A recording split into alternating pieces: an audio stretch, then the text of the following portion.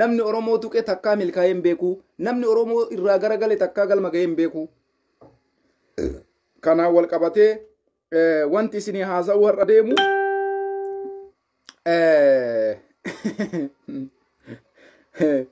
waamicha gullichi dheenge OBN irratti bahee rabbii keessanii ja'a kottaa gala rabbuba keessanii ja'a maalumatu rabbiin si gahe kaleessa kaatee galteetiin dhufii keetii rabbii keessanii ja'a isinillee kottaa jedhanii rabbiin nama qabuun cinqaa inni keessa jiru rakkoo isa keessa jiru qabannee isinii dhufne jechuudha. Kana biraan osoo achi hin tarin dura Abiyyiin Ahmad ufii isaatti sodaatee itti aanaa isaa Dammaqaa Mokonnoon Ameerikaatti erge Niiyorkitti jechuudha walgayiisan. Walgayiisan irratti ummanni Dammaqaa Mokonnoon itti cabse kaaboo bakka jiru itti cabse. Dammaqaa is terrorist. Dammaqaa maali jedhanii dhukkee itti kaasanii akka isin agartan sanitti way biyya dimokiraasii qabdu tana bar biyya dimokiraasii qabdu tana keessatti wallahi billahi biyya jechuun biyya akkasiiti. Abiyyi chaaw jedhaan amma Abiyyi dhufirraa baafate amma kunoo oduun keessaan nu dhaqqabaa jirtu Abiyyiin Tigraay waliin marii godhuudhaaf gattaa'ee mari'achuudhaaf murteessee jiranatti fakkaata. Sababiin kun marti maalirraa dhufe beeytanii kaleessa juntaa jedhanii irratti duulan har'a ammoo araaraaf haala mijjeessaa jiran. Magaalaa kaleessa oppodiyoon ijaaramte iddoo garagaraatitti araarri bu'uudhaaf Abiyyiin Ahmad waadaa seenee jira jechuudha. Amma waan ajaa'ibaa waan Dammaqaa Mokonnoon ta'e osoo dhageettanii kolfaan duwwattan. Haga sa'aatii kanaatitti hafuura takka baafachuu dadhabe manaa gadi hin ba'u oliin deebi'u karaa irra dhaabattee akkanatti eegaa jirti ijoolleen Oromoo ummanni Tigraay jechuudha. Ay biyya guddatte tana bar biyya dimokiraasii keessa jiraadhu yoo jiraatte yaaboo haga rabbiin si jiraachise jechuudha. Haga rabbi lubbuu tee tana sii kenne fayyaa sii kenne yoo jiraatte biyyuma dimokiraasii jiraadhu biyya gabrummaa biyya ashkaraa biyya keessatti jecha takka dubbattee hidhamtu biyya takkatti jecha takka waa jettee haasemtu Dammaqaa Mokonnoon bar hafuura itti kuttee bar ijoolleen ay itti dhugaa haasofna dubbii mi'ooytu harkaa qaba jaal gullichi dheengee tifi Dammaqaa Mokonnoon kana wal qabsiisee ammoo waraanni adda bilisummaa Oromoo sochiin isaa maal fakkaataa waan ajaa'ibaa irraa sheerii godhuu qofa garaa sin nyaatiin qubni garaa sin nyaatiin amma waan ajaa'ibaa akkuma isin agartan Dammaqaa Mokonnoon Ameerikaa deemuu isaa namni kamuun amantanii diqqaa guddaa beekaa jechuudha. Rakkoo isa mudate viidiyoodhaan gadi isinii baafna yoo barbaadan viidiyoodhaan akkaataa inni itti warwaataa jiru asumattuu na hambisinnuu ICCdha jedhanii qabanii Ameerika mattuu na hambisinnuu kan jedhu Dammaqaa warwaata seenee jira. Abiyyi aangoorraa kaafna isaa bajjedhu dirasii muddamee jechuu cinqaa keessa galee maaloo tanuma na galchaa tanuma achi na deebisaa gara Itoophiyaa amma booda hafuuran baafadhu ile cinqaa inni keessa jiru ijoollee Ameerikaatti dawwalaa gaafadha warra kararra dhaabatee yoo inni kararraa gadi ba'u kararra dhaabatee Dammaqaan ICCdha Dammaqaan terroristiidha Dammaqaan ummata Tigraay lafarraa duguuge Dammaqaan ilmaan hiyyeessaa lafarraa fixe Dammaqaan lola Itoophiyaa keessan labse keessaa isa tokko aboobar fuula qabatee akkana fuula ofii dhohifate amma isa dhumaa irratti maal ta'uuf deema beektanii eeqoo yoo itti dhuyna buna adii isaa qopheeffadhee dhufe har'a akka ajaa'ibaa kanatti yaa rabbii kiyya Itoophiyaa masiyaa Itoophiyaa itti fakkaatee fataa jedha walgayii nuu dhufa walgayii addunyaa dhufa jechuudha. Eessa jira wanti akkasii? Eessa jira wanti akkasii? Walgayii addunyaa nuu deema kuni Dammaqaa Mokonnoon itti aanaa xaqlaayii ministeerii mitikil xaqlaayii ministeeriin Ameerikaa dhaqee walgayii taa'uudhaaf yoo inni achi gadi bu'u uummanni dhukkee itti kaasee hoteela inni bulee hoteela keessaa gadi ba'e hafuura itti kutanii makiinaadhaan poolisiin akka isin agartan sanii bitaa mirgaan marsite akkasitti fuudhanii hoteela seensisanii hoteela sanitti gaazexeenyaawwan addunyaa itti duudee gaazexeessonni Ameerikaa kallattii hundaan kokkeessa qabdee jechuudha. Yaa salaam waan gaafatu waan deebisu dadhabe ummata Tigraay masgiida waliin rukuttanii dubartii Tigraay kumaatamaan gudeechiftanii waraana Tigraay seensifanii waraana Eltiraa seensiftanii Tigraay saamsiftanii saanqaan Tigraay balbalarratti nafne qabeenyi Tigraay balbalarratti nafne dubartii Tigraay gudeeddanii geessitanii mismaara itti tumtanii yaa subhaanallah yaa subhaanallah waan ajaa'ibaa dhageettanarra waan ajaa'ibaa waan amma inni sa'a kanatti keessa jiru sintti himna yoo barbaachisaa ta'e nuti bakka maraa qabna bar informeeshina qabna bar akkama keessan callifne injifannoo injiroon akkasii amma waan qabatamaa waan dalagamaa jiru sintti himna ummanni Dammaqaa manaa gadi ba'uu dhoorgee jira Ameerikaa keessatti. Ameerikaa keessatti Mana gadi ba'uu dhoorgitee jirti. Dhalattoonni Tigraay bakka inni socho'utti jala gadi baatee tumaan itti ijaa jirti. Bakka maratti waraanni akkasitti dabalamee fi eeggamaa jira. Sababiin kun marti maalirraa ka'e? Ilmaan Tigraay biyyatti cafacafamaa ture hin beeytan.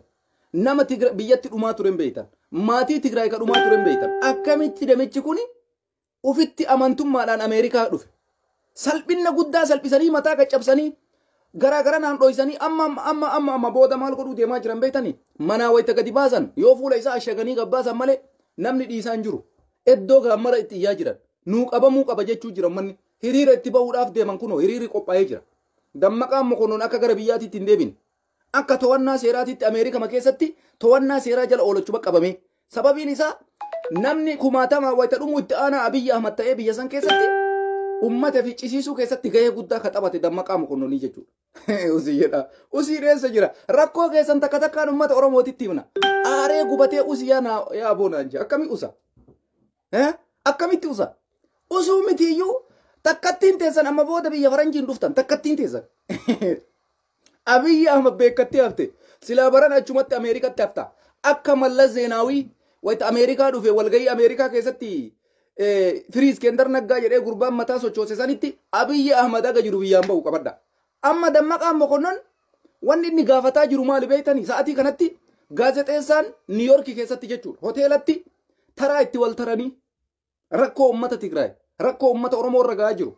Ijoollee Oromoo kumaatama mana hidhaatti saabatte hayyuu na duubatti agartan kana qaalii jechuudha leenca haati deette kana.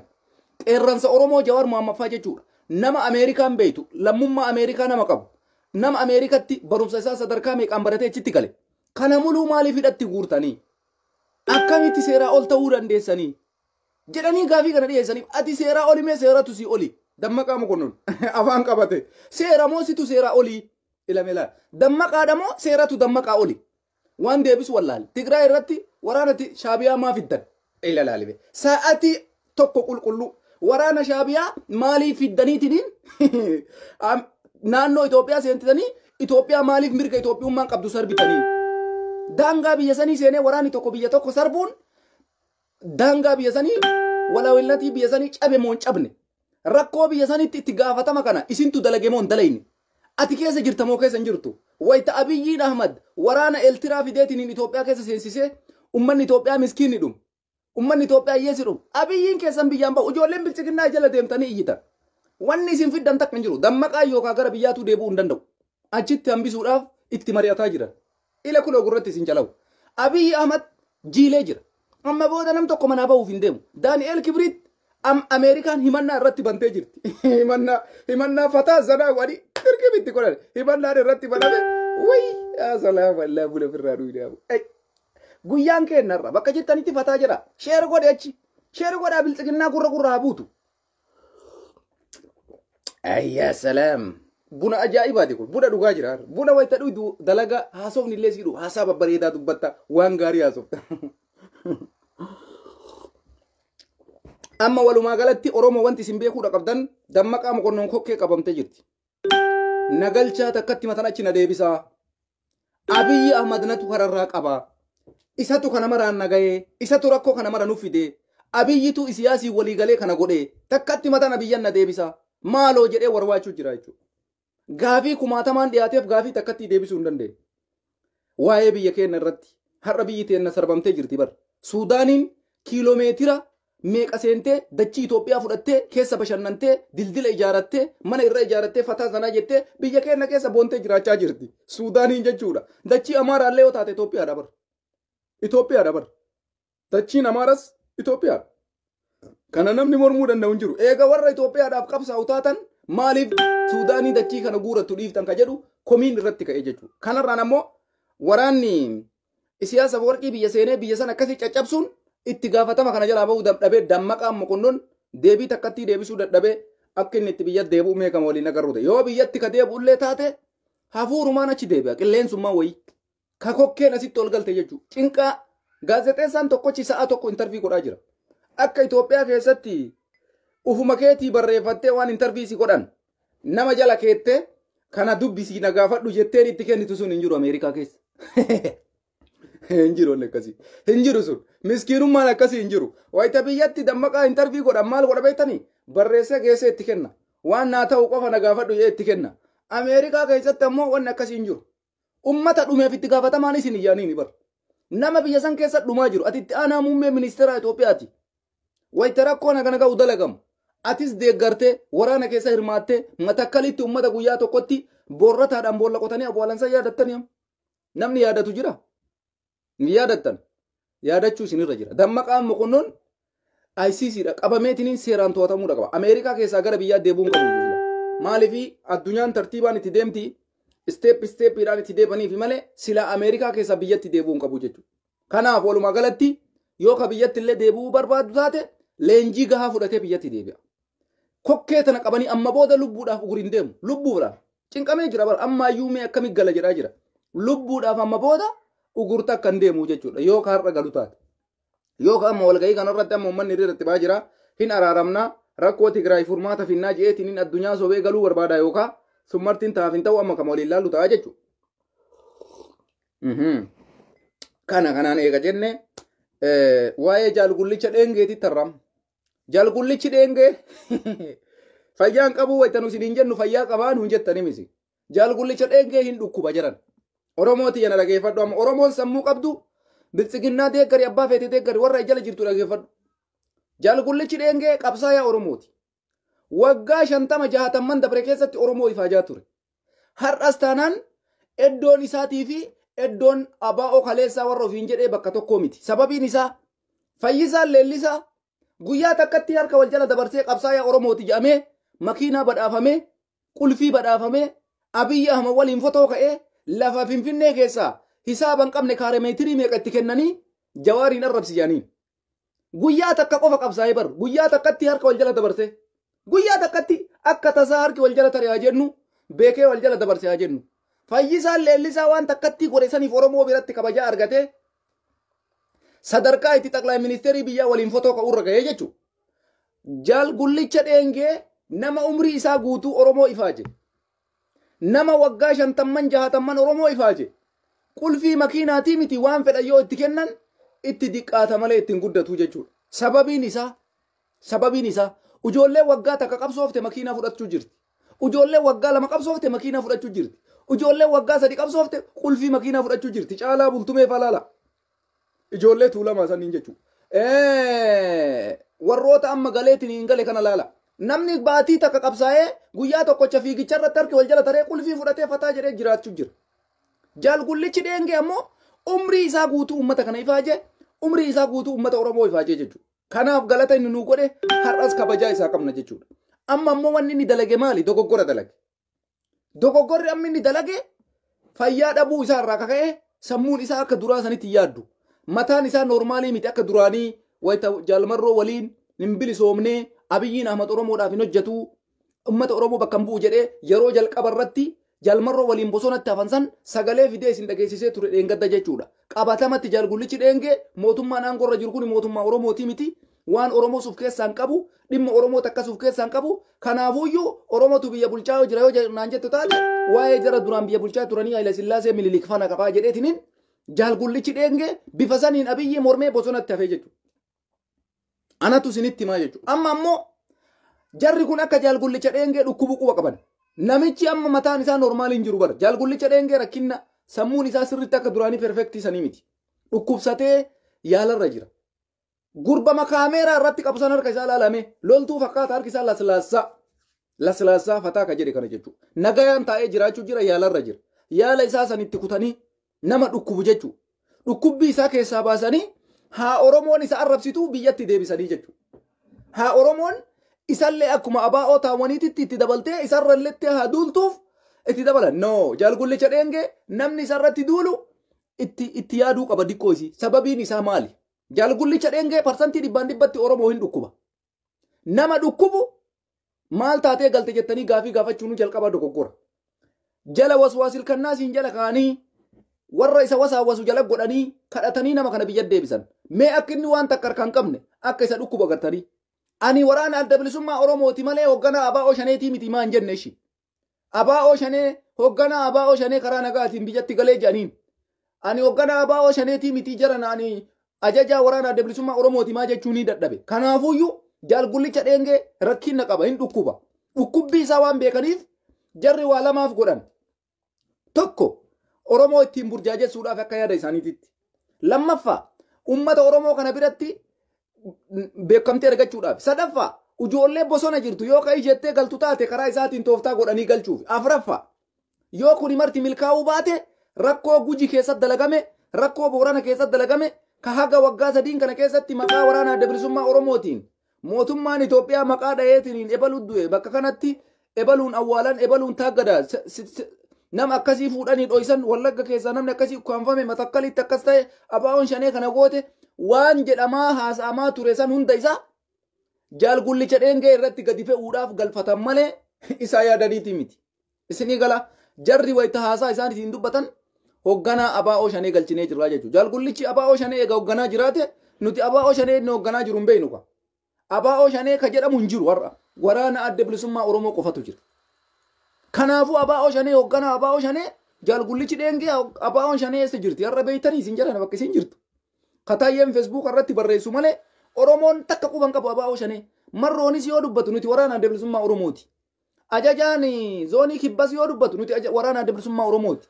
Cibraa Soddon Booru yoo dubbatu nuti ajajaa waraana adda bilisummaa Oromooti. ABO shanee eegata hoogganaa ABO shanee eegataate ABO shanee inni hoogganaa ture tami. ABO shanee tasil Abiyyi leenjisee ummata anficcisiisu san immoo taminni gaafii natti ta'an. Jaalgullichi dheengee osoo fayyaa qabaate osoo dhukkubuu baate jaran akkamitti ABO shaneetiin aan jettanii.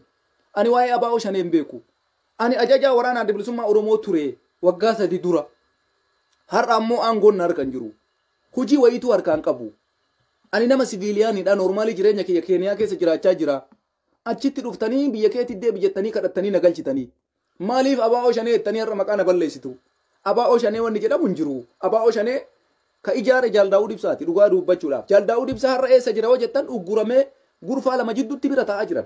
Yoo jaalgullichi dheengee hoogganaa ABO shanee taate Oromoonis hin beeku kana gaafiidha Oromoofis. Laalamee shira jarri xaxaa jiran. Jaalgullicha dheengee yeroodhaaf itti fayyadamanii ummata bosona jiru waamicha dhiyeesse jedhanii waamicha dhiyeesse. Ijoolleen hin galti akkamitti galti yoo jaalgullicha dheengee dhukkubsatee fayyaa dhabeetiniin rakkoo waggaa 3 kana keessatti dalagame san irraanfatee Abiyyiin dhiifama naa godha jedhee ka galu taate ijoolleen bosona jirtu sun hin galtu. Sababiin isaa warra kaafa Jaaldaa'uu Dibsaa galu 2018 gale dawaa nyaachisanii fixan ijoollee waraana adda bilisummaa Oromoo. Warra har'a galu ammoo addabaabayii irratti fannisanii jechuudha. Sababiin isaa ABO shanee takka seera taarika Itoophiyaa keessatti namni mootummaa Itoophiyaatitti harka kennatee jiraate hin jiru waraana adda bilisummaa Oromoo keessa. Hin jiru tasumallee taarikuma Itoophiyaatitti. Yeroodhaaf akkas godhanii ijoollee bosonaa waamuu barbaadan. Jaalgullicha dheengeeti qulfii kennanii mana kennanii wallaahi billaahi akka anaatitti jechuudha. Jaalgullicha dheengee qulfii makiinaa bututtuu miti. Kondominiyeemii Finfinnee keessa jiru kophatti. Fooqii sadarkaa 10 osoo kennanii fi Oromoo siqocha'uudhaan qabu. Namni kun umrii isaa guutuu taaggalee qabsootee galmaansii ga'ee dhaloota qubeetti sii guddisee gaafa Jawaarfaa fuudhamee nuti bilisoomne jedhee bilisoomne jedhee bosonatti hafee gaafa Baqqalaan Garbaafaa nuti wayyoofne jedhanii hidhaa bayan lakki har'allee qabsoon Oromoo kararraa dabde jedhee bosonatti hafee gaafa nuti mati Abiyyi Ahmad harka rukunnu lakka harka rukutina qabsoon tun ammallee ganaa hafa jedhee Abiyyi Ahmad mormee har'a nama normaalitu gale jechuu ni dandeessani hin dhukkubaa.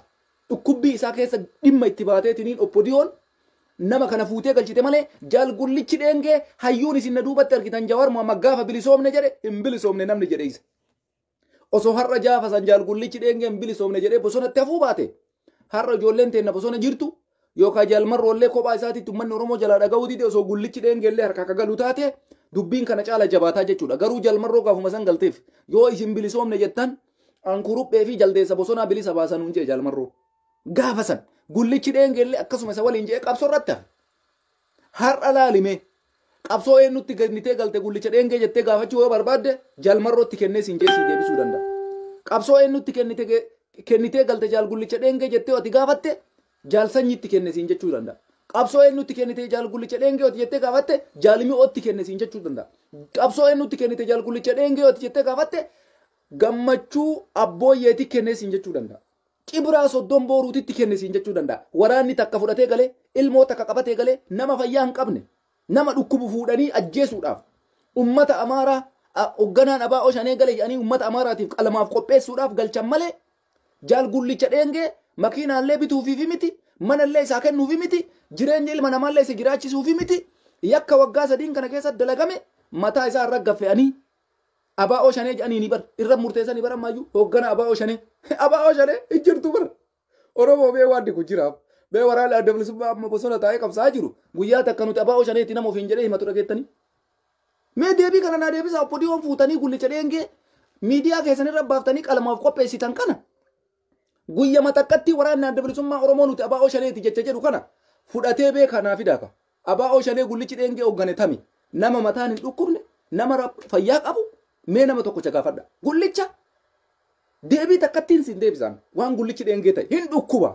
waraanni adda bilisummaa oromoo kaleessa dubbate hin dhukkuba dhukkubbii isaatitti dhimma itti bayaniitiin oppodiyoon uummata keenya diiguudhaaf kana goote namni kun qabsaa'aa gameessa dogoggoree illee hin beeku kaleessa qabsoo oromoo keessatti har'a sammoon dogoggorree nama dhukkubu fuudhaniitiin itti taphachuudhaaf ajjeesuudhaaf galchan malee jaal gullichi dheengee abadan oppodiyoodhaaf hin bitamu gaafa waggaa sadiin har'aa 2018 anaaf ati Abiyyi Ahmad harka rukunnu no hin bilisoomne nama nuun jeebar har'a mee akkami galayeettan osoo ilma ayyeessaa fuudhanii lola oofan osoo haadha ilma tokkocha qabdu giddiin jalaa fuudhan badee ilma kiyya fuudhan kaa badee mucaa kiyya narraa oofan kaa giddiin na jalaa fuudhan kaa giddiin narraa oofan kaa giddii mucaa kiyya achi keessan kaa giddii mucaa kiyya na jalaa baasan kaa jettee osoo haati ilmaa oromiyaa keessa gangalattee iyyitu gullichi dheengee qabsoo karaa nagaa qabsaa jee gala yoo jettan isinillee akkuma isaa isin dhukkubaa isin martuu mana yaalaa deemtanii yaalamuu qabdanii jechuudha.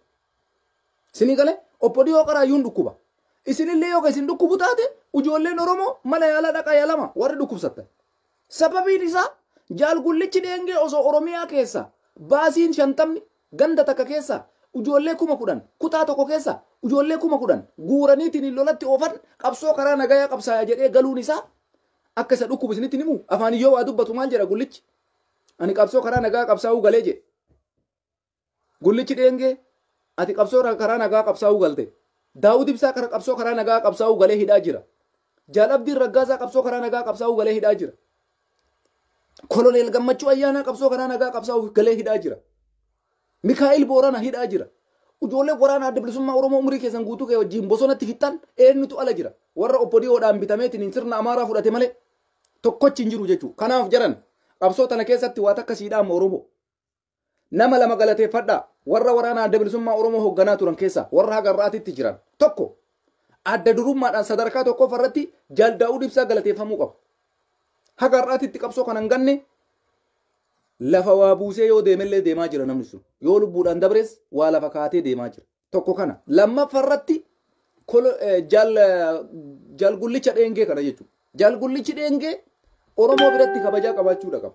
Akka abaa'oo hiiltoon yookaan akka abaa'oo taanii manaaf jecha hin galle namni kun har'a wanni isa galchaniif dhukkubbii isaa keessa dhimma itti bayaniitiin fuudhanii biyya deebisanii Tigraay waliin walii galuun akkana yakka haraama Abiyyiin Amaara walii galuun haraama miti warra calii calanqootitti cal nu godhe warra aanoleetti ummata keenya cal godhe warra Jawaar Muhammad hidhatti darbe warra Baqqalaa Garbaa hidhatti darbe warra Hacaaluu Hundeessaa dhabamsiise warra Daadhii Galaan dhabamsiise jara kana waliin Abiyyiin Ahmad dhaabachuun musiibaadha yakka guddaa har'as ijoolleen Oromoo mana hidhaa guuttee dhaabataa jirti akkamitti kana arguu dadhabe jaal gullicha yoo ka jettan taate hin dhukkuba nama dhukkubuun waa jechuun hin ta'u dhugaa isinitti maan qabsoo karaa nagayaa ammoo jaal gullichi dheengee Jawaar caaleetii miti qabsoo karaa nagayaa wayituun beeku jaal gullichi eessa beeka umrii isaa guutuu qawwee dhukaasaa tureera umrii isaa guutuu qawwee irratti fixe kilaashii qabatee kilaashiif inni wal hammatanii rafan akka boraatiitii fi mataati jechuudha halkan jaal gullicha dheengeetii fi qawween hin beeku jaal gullichi qabsoo karaa nagaa wayitu otoo amma siyaasa dubbadhu jetteen waan takka dubbachuu hin danda'u hojiin isaa loontuudha jaal gullichi dheengee qabsoo karaa nagaatiitti namni amanu ka akka Jawaar Muhammad kana kuno ka siyaasa danda'u ka seeraan baratee itti eebbifame ka dandeettii dubbachuu sirriitti itti qabu ka yaada itti qabu ka afaan Ingiliffaa perfektii haasa'u ka afaan Amaariffaa perfektii haasa'u ka afaan addunyaa perfektii dubbatu ka barreessuu danda'u perfektii barreessu ka dubbisuu danda'u perfektii dubbisu hayyuu akkanaa kanatu qaba qabsoo karaa nagaa qabsaa jedhee galee mana hidhaa jira jaal gullichi dheengee kana mara arguu dadhabeetuma galeere hin dhukkubaa jechuudha hin dhukkuba nama dhukkuburra laalina kanaaf oppodiyoo yoo qalmaaf qopheessuu hin baatin yoo qalmaaf hin galchin makiinaa takkatti keessatti kennitanii kilaashii takkatti kennitanii bobbaasaa jirtanii anammoo isiniin jedhu namni kun waa ta'e seenaa jalaan baatan nama osoo isiniin dhalatiin qabsoo tureedha jaalgullichi dheengee osoo Abiyyiin Ahmadiin dhalatiin nama qabsoo geggeessaa tureedha bar Abiyyiin Ahmad waggaa meeqarra waggaa 44 jaalgullichi dheengee waggaa meeqa Oromoodhaa qabsaa'e yoo diqqaate waggaa 40 naalame umrii mootummaa irra isin jala fiidanii Abiyyi Ahmadii bar nama akkanaa kana diqqeessuulleen haraama waa jechuunilleen haraama arrabsuulleen haraama waan isaa barbaachisu finfinneen lafa abbaa isaati finfinneen ta'isaati finfinnee keessaa waa argachuuf umrii isaa guutuu ifaajaa ture har'as taanaan jaalgullichi dheengee qabsoo ganeen galle hin dhukkubaa osoo dhukkubuu baate kaleessa 2018 hin bilisoomne nuun jedhee wayta nuti mootummaa kana harka rukunnu didee bosonatti hafee har'a gaafa ummanni hiyyeessaa ijoolleen maatii tokko jalaa gadi guuranii lolatti dhumtu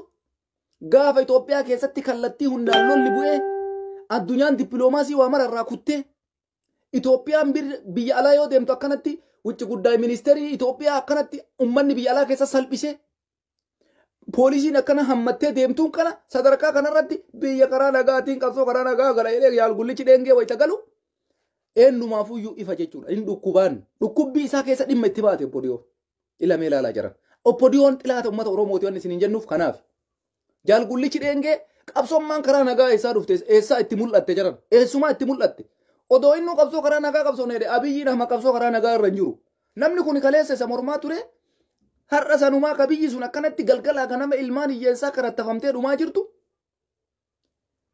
waan addunyaan dalagamaa jiru waan Itoophiyaa keessatti dalagamaa jiru naannoo Amaaraa irratti Matakkalitti asiin Oromiyaa keessatti nama dhumaa jiru argu jechuudhaaf hin dandeenyu garuu wanni ani isinitti himu jala tarree jaalgullichi dheengee hin dhukkuba dhukkubbii isaa keessa dhimma itti bayanii biyyatti deebisan garuu jarri isaa yaadaniitiin yeroo muraasa booda eeggadha yakka maayii kana dalagame maqaa abaa'oo shanee jedhamu kana yakka dalagame guutuu isaa isarratti gadi fe'anii murtee ajaa'ibaa itti kennuudhaaf deeman guyyaa 2-3 qofa ijoolleen bosona jirtiin galtuu itti eeganii yoo ijoollee bosona jirtu keessaa gammachuun dhukaasaa bakakkoo waliin turan yoo dhukaasaan bakakkoo nama 2-3 wayii qabatee gale walitti qabanii hunda isii itti dabarsan jechuudha warra uummata fixaa ture mootummaan Itoophiyaa ajajoota abaa'oo shanee hogganoota olaanoo zoonii kibbaa keessa turan nama haganaa irratti murtee akkanaa dabarse kana nuun jechuuf deemanii bara maal taatanis yakka kanaan dura jarri dalagame jedhanii miidiyaan Itoophiyaa haasa'aa ture san hunda hin yaadattuumi guyyaa tokko naannoo Wallagga keessatti ijoollee Amaaraa nama 250 dhube jedhanii gaafa lola Wallagga irratti labsan gaafa namittiin paarlaama irratti baatee boottee namittiin gurraattiin furdoon yaadattanii amma san kana mara qopheessanii fi Daani'eel Kibriit fa'a jaalalleen Abiyyi Ahmad jechuudha ka ilmoon namaa nan bifnuu zariillee finnee ijoollee teennallee waan akkanaa barsiifnaa ijoollee teenna ittiin sodaachifna jedhee dubbatu Daani'eel Kibriit qophaa'ee fi jira gullicha dheengeetiif qabadhaa barreeffama kana jechaan har'a jedhee kana qabadhaa har'a fakkeessaadhaaf itti mee ilaala waan akka jaalgullichi dheengee nama takka harkaan qabu ijoollee takka harkaan qabu maal jee OBN irratti bahee rabbii keessanii ja'a koottaa gala ani kunoo amma finfinnee isinitti haasa'u jira la hawla wala quwwata illaa billaah salphinni kana qabu jira jiran kanaafi warri jaalgullicha dheengee qalmaaf qopheessitan ijoolleen biltsiginnaa deeggartan mee waan isin gootaniif sin laalla jaalgullicha dheengee mana itti kennitanii jiruu ilmi namaa jiraatu jiraachiftanii fi qawwee harka keettanii waraana yookaan Tigraayitti ergitanii yookaan waraana adda bilisummaa Oromootitti achi ergitanii gaafa kaan jaalgullicha dheengee abaa'oon irratti tarkaanfii fudhate jettanii kana ibsitanii fi ufii keessanii ajjeeftanii walumaan laalla teessisuuf hin galchine barisi teessiftanii nyaachisuuf miti bar qabsoo karaa nagaa inni jedhe san qabsiisuuf miti bar waan isin godhuudhaaf deemtan yookaan maal godhuu barbaaddan qawwee harka keettaniit ati lolchiisaadha deemi gara Booranaa gala dhaqii abaa'oo fi diifaa jechuun hin mala jaalgullicha dheengee gaafa kaanitti achitti achuma ufuma keessanii poolisima keessanii dhooytanii ajjeeftanii achirraa abaa'oon shanee jaalgullicha akkas godhee amma wanni isin galchitaniif kanaaf himi saa isaa yaaddaniiti moo kana godhuuf galchita qawwee itti kennitan kun hoonaga makiinaa qulfii qabatee dhaabata qawween maal godha makiinaa keessa rabbii keessa jedha finfinnee keessa taa'ee akkasumatti silaa Boorana geessitanii baadiyyaa baastan moo maaliif finfinnee keessatti qawwee itti kennitanii maaliif nama eeguun gooneef poolisii maal ramanneef ijoolleen Oromoo guutte ijoollee Oromoo jaalattuun jirti maa jala ramanneef qawwee makiinaa keessa keettanii fi qulfii harka keettanii footoo kaasan kaaftan yooma hogganaa gara guji boorana gara godinisi wallaahi billaa oppodiyoon kun bar ummanni oppodiyoo kun ummata xabaarii ummata maraataa oppodiyoo argeen beekwan jarri kuni jaal gullicha dheengee eeggadhaame yeroo gabaabduu keessatti gara boorana yookaan gara giddugaleessaa kana fidanii abaa'oo shaneetiin loli jedhanii yookaan achitti fuma isaaniitii sadhaanii ajjeesanii abaa'oo shaneettu akkai godhee jechuudhaaf deema jaal gullichi dheengee akkuma isiniin jedhe oromoo kabajaa qabanu bira umrii isaa guutuu nu ifaajee qabsoo kana dhaloota kanatti kennee gaafa qabsoon oromoo laaftee akka qabsoon oromoo laafne waraana adda bilisummaa oromoo kun akka hin banne yeroo dheeraadhaaf nama ifaajaa turedha jechuudha. Har'allee taanaan numarti dogoggorree jirra. Oromoo miiliyoona 60 ofiin jettee of waamtu nama muraasa namni dogoggorin 2018 jechuudha. Yeroo Abiyyiin Ahmad dhufu jechuudha. Sababiin isaa ilma Oromootu aangootti ba'e jennee harka rukutaa turre numarti. Namni kun gaafa sanillee lakkaa Oromoo hin bilisoomne nuun je'ee nama bosonatti hafe ture. Har'a waggaa sadiin kana keessatti maal fooyyee argatee galee gullichi akka dhukkuba asumarraa ifa isinii galaa jechuudha. Kanaaf jaal gullichi dheengee dhukkubsateeti malee yakka biraa waan takkallee Abiyyi godhuufi miti waan takkallee jalaa dabaluufi miti jarri sammuu itti ajamaniitii miti akka inni harka qullaa jiruun beekan akka inni hojirra hin jirreen beekan akka inni waraana hoogganaa hin jirreen beekan isinii galaami dhimma itti bayanii geessanii yakka dalagame hunda isarra fe'anii achi booda shira kana ofirraa gadi buufnaa parsantii tokko waan jedhu murteessanii qophaayan kanarraan addunyaan Abiyyiin Ahmad akka gara araaraatti deemu gaafataa jirti gaafa kaanii yookaan shifta akkana abaa'oo shanee jedhee gullicha dheengee kennuun mala harkaa qaba kaa dhufee harka isaa seenee jira ani wanni garaana nyaate maali beeytanii jaal gullichi dheengee ufuma isaatii qalmaafuuf qopheesse ufuma isaatii ufii isaatii qalmaafuuf qopheesse an oppodii olleen komadhu osoo fayyaa qabaateen galu hin dhukkuba jenneefi malee osoo dhukkubuu baatee waraana adda bilisummaa dhukkubbii isaa san himuu baate wallaahi namni akka isaa ufii isaatii qalmaafuuf qopheesse hin jiru taasisuu mallee namni osoo biyyi rakkoo kana ga'u keessa jirtu osoo maqaa waraana adda bilisummaatiin maqaa abaa'oo shaneetiin lubbuun nama meeqaa baddee beeku osoo lolli kunuun dhumatin osoo biyyuu tasgabbiin argatin osoo biyyi waraanatti jirtu ani ajajaa olaanaa waraanaa shaneeti jedhee wayita biyyatti galu ufii isaatii morma ufii itti kennee morma kiyya isinitti kenne waan feetan godhaa jedheen jechuu morma kiyya isinitti kenne akka barbaaddan godhaa jedhee galee gullichi dheengee tanaan alatti gantuudha ati akkasii maaliyyoo hin dogoggoriin Oromoo kaleessa si gana jaal gullichi dheengee osoo gantuu taate ijoollee akka marroo leenjisee akka jaal cibraa soddom qabsaa'ota Oromoo qaqqaalii ijoollee meeqa ishii oomishee achisii kaa'ee galee beekta yaa Oromooti yan dogoggoriin rabbii keessanii jedha Daa'ud Ibsaatii fi gullichi dheengee kabajaa qaban Oromoo bira wallahi natu isiniin jeeyan girrisaan waan isaa ta'uun beeka girrisaan waan bu'aa qabuun beeka gullicha dheengee ittiin bu'ina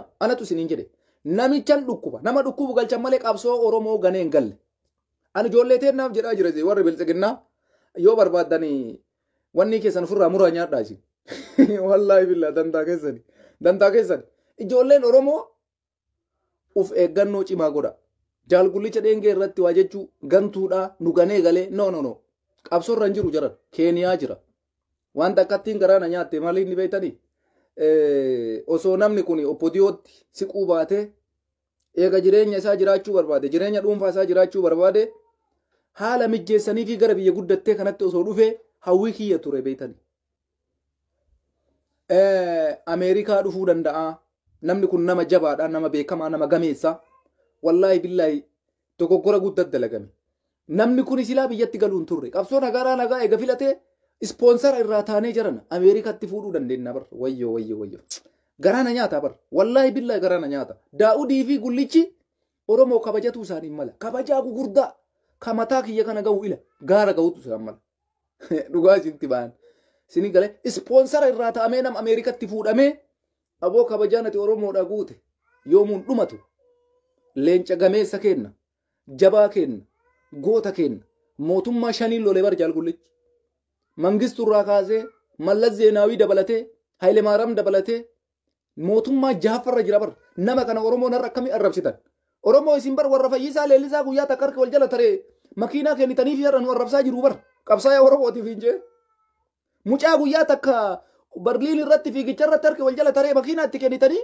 nun arrabsu warra qabsaa'aa hojii hin jee nama umrii isaa guutuu mootummaa 7-8 saba kana ifaaje akkamitti xiqqeessitan ujoollee guyyaa takkatti harki wal jalatan mana fudhattee lafa fudhattee Finfinnee keessa qabsaa yaan jara ga'e hin jiru achi tartee qabsaa'ota Oromoo waaqoo guutuu arrabsiti jaarraa abbaa gadaa arrabsiti elemoo qilxuu arrabsiti taaddasaa birruu arrabsiti jara kanaan namni sabboonaadha jettan nama mootummaa 8-9 isinii lolee qabsoo teessanarra fuudhee marrootti isinii kenne jaalgullichi dheengee har'as boris sabboonaadha gantuu miti fayyaa isaatitti fayyadamanii dhukkubbii isaatitti fayyadamanii osoo Oromoon akkanatti lafa jala wanti kuni rakkoo kana dhugumaan namichi kun raawwataa qabee nu taate ispoonsara irraa taanee gara Ameerikaatitti finna malee dhugaa isinitti dubbachuudhaaf jaalgullichi bineensatti hin galu ture bineensa daamii kanatti hin galu ture an dhugaa isinitti maan Finfinnee guutuu yoo isaa kennan ana homaanatti hin fakkaatu jaalgullicha jechuun Oromoo miiliyoona 60 jedhee fudhadhaa akka dhuunfaa yaada Profeesar Ahmad Cululleetitti Oromoo miiliyoona 60 san bakka buuse namni kun waggaa meeqa sii lole qabsootana waggaa meeqa itti ciche bar warra hafuura waaqoo guutuu dha'ee bar warra hafuura jaarraa abbaa gadaa ulatee bar warra jaarraa abbaa gadaa waliin taa'ee qabsaa tureera akkamitti shofeen wallaahi Oromoo isin nama ajaa'ibdan ujoollee osolee fakkeenya maaliif isinii kaaya Fayyisaa Leellisaa qabsoo maalii qaba guyyaa takkatti harki wal jala tare fiigicha irratti qabsaa'aa Oromooti jettanii Abiyyi Ahmad muummee ministeeraa bira fiddanii footoo waliin kaasanii kiich kaameeraa Fayyisaa Leellisaa tokkocha qixxee kuma jedhee sirbee fi akka isaa ka waliin har'a manatti galee kondominiyeemii saamaa jiru caalaa bultume jarri kunniin guyyaa takkatti qabsaa'anii Oromoo sadarkaa taqlaa ministeerii biyyaa waliin footoo ka'uu argatan namni waggaa 90-40 sii qabsaa'e kami kabajaa dhabas bira ka har'allee qabsootee galmaan sii ga'uudhaaf ujoollee culullee tarkaanfattee utaaltee oppodiyoo boochisaa jirtu leenjisee lafa sii kaa'e eenyunni marroo waliin isumaa bar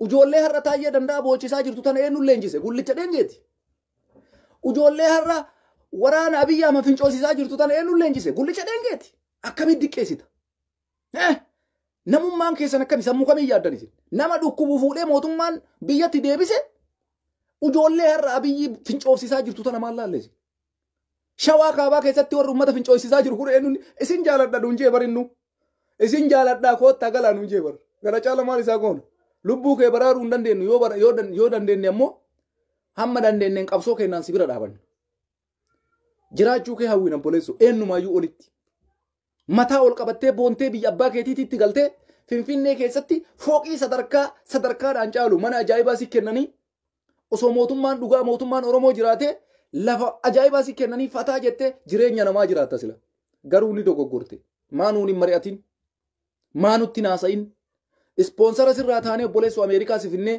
luka kee saqqaltee akkanatti teettee nyaatta laalila ifaajeen kee kakaleessaatu anaaf baqiidha har'a qabsootee marrootti kennitee deemte bar jeegna haati deette wallaahi isin komannu abadan si har'a dhukkubu kana obbodiyoon dhukkubbii keetitti dhimma baatee si galchite dhiisi qabsoo Oromoo gante jedheen fuudhaan sakandii takkaaf sababii waan ati keessa turte beeynaa dhukkubbii kee beeynaa akkasi dhukkubu beeynaa namni marroo argu sin arrabsu dhugaa sitti maal namni cibraa soddon booruu argu sin arrabsu namni ijoollee culullee bosona keessaa barooddu argu sin arrabsu har'a ustaaza keenya jaalatamaa Kamaal Heboo qabsoo isaatti dabalamee baraadha qabsoo irraa dhaalee irraa fuudhee bara tokko isaa waa jechuu barbaada hin jedhu Oromoon ammoo hin dogoggorina Oromoo nama dhukkubutti dhimma baatee obbodiyoon nuti osoo danda'amee qara lubbuu isaa baraarre osoo nama kana jireenya isaa amma booda akka ilma namaatitti haa jiraatu fataa jedhee haga rabbiin gaafa rabbiin guyyaan namaa ga'ee rabbiin lubbuu namaa fudhate namni oolchuu hin danda'u garuu zaalimman akka obbodiyoo Abiyyi Ahmadiin nyaatamuun isaa anaaf gadda guddaadha amma jarri shira tokko qopheessite tokko ofiillee yoo ajjeesuu baatan waraanatti dabalamta jedhanii fuudhanii gara Booranaa geessanii abaa'oo shaneetu ajjeese jechuudhaaf itti qophaa'aa jiran isinii beekna teessisaan jiran jira kaleessuma biyya galchanii eeydoo takkan gooneef qulfii itti kennanii